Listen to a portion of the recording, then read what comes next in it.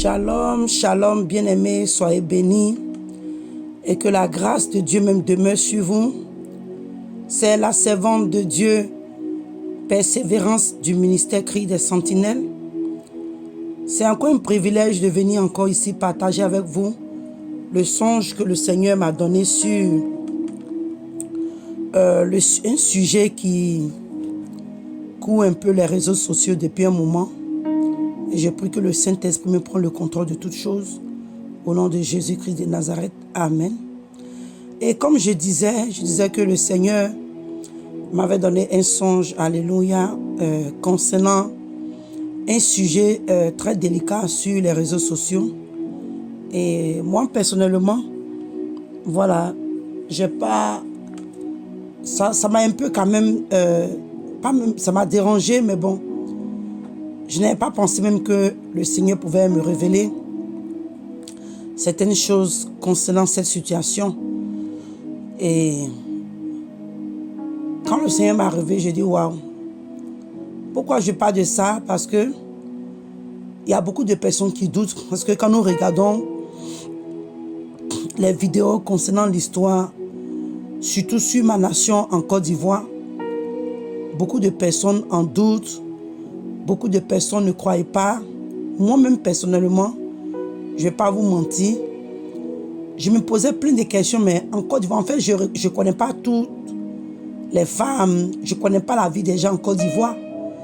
Mais je doutais quand même, pour vous dire la vérité. Je doutais parce que quand je regarde un peu nos stars, bon, je me dis que c'est quelque chose, si tu vas faire un jour tôt ou tard, ça va sortir. Donc, en fait, c'est comme ça que je voyais que je ne pense pas que les gens peuvent prendre ce risque-là, aller faire ce genre de choses. Voilà. On entendait que les gens parlaient de certaines stars en Côte d'Ivoire. Mais pour vous dire la vérité, je doutais un peu. Donc, il y a presque 2 semaines de cela, le Seigneur m'a donné un songe sur le porta-potty. Et dans le songe, je pouvais voir des jeunes dames qui étaient subventionnées, qui étaient sponsorisées, même si je peux dire, par des personnes riches en Côte d'Ivoire. Le Seigneur ne m'a pas donné de nom, il ne m'a pas montré de visage, mais quand l'Esprit de Dieu tentait de m'expliquer, c'est ce qu'il me disait. Parce que je voyais des femmes, des filles qui étaient en train de s'apprêter.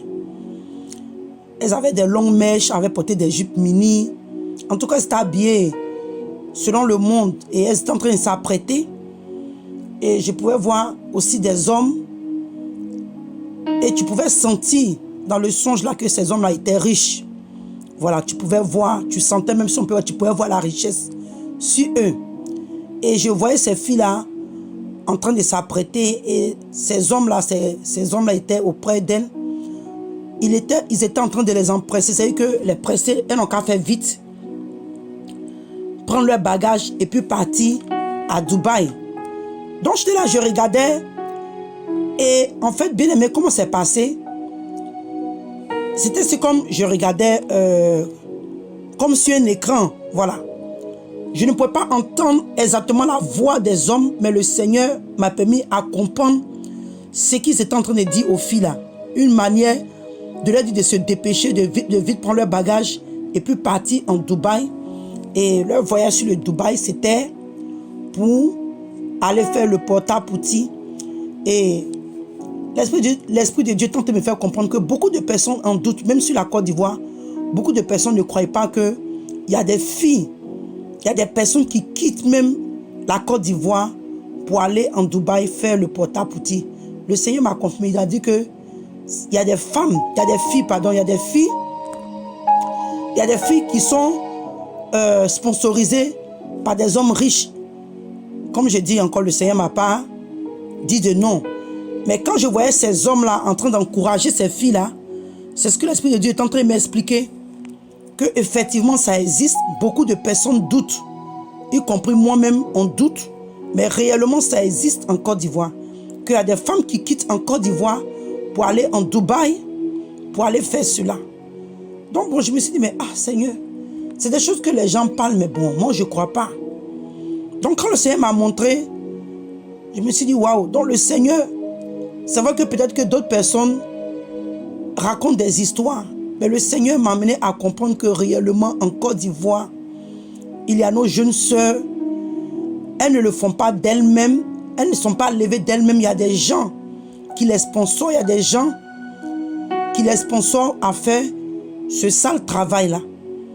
Donc vraiment, je vis ici en tant que servant de Dieu et en tant que sentinelle intercesseur.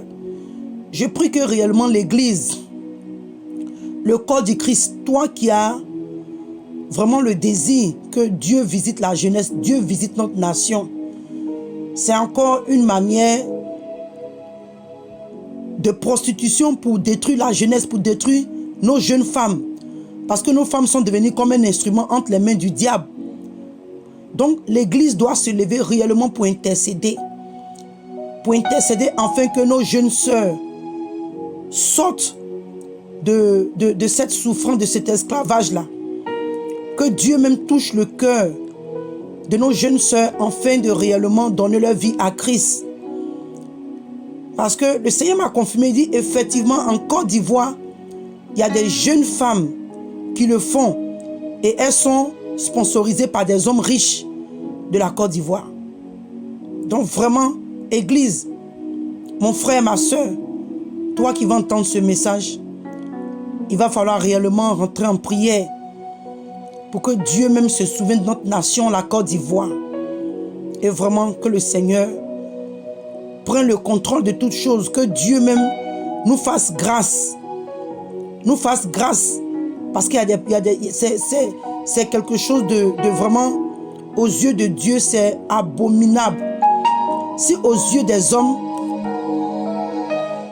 ce acte est abominable, en plus forte raison aux yeux de Dieu, déféquer dans la bouche d'un être humain, bien aimé, c'est horrible. Et c'est des choses, c'est des pratiques. Nous pensons que c'est seulement pour des vices. Mais tout ça, ça a un sens. Le diable est en train de détruire l'être humain pour lequel le Seigneur allait payer le prix à la croix de Golgotha. Moi, personnellement, ce sujet, j'ai pris ça un peu comme du buzz. Non seulement, bon, je me suis dit que c'est une histoire du monde. En fait, je ne sais pas pourquoi est-ce que j'ai réfléchi comme ça. Mais je me suis dit que, bon, je n'ai pas vraiment pris ça à cœur comme ça. Ça me fait mal parce que c'est des êtres humains. Mais j'ai compris que le Seigneur est vraiment concerné aussi de cette situation. Et je pense que toute chose arrive en son temps. Si Dieu a permis qu'aujourd'hui les gens en parlent, l'Église, nous devons vraiment nous réveiller de notre côté et intercéder. Et intercéder afin que le Seigneur délivre même nos sœurs. Délivre même toute personne qui est esclave. Qui est esclave dans cette pratique-là.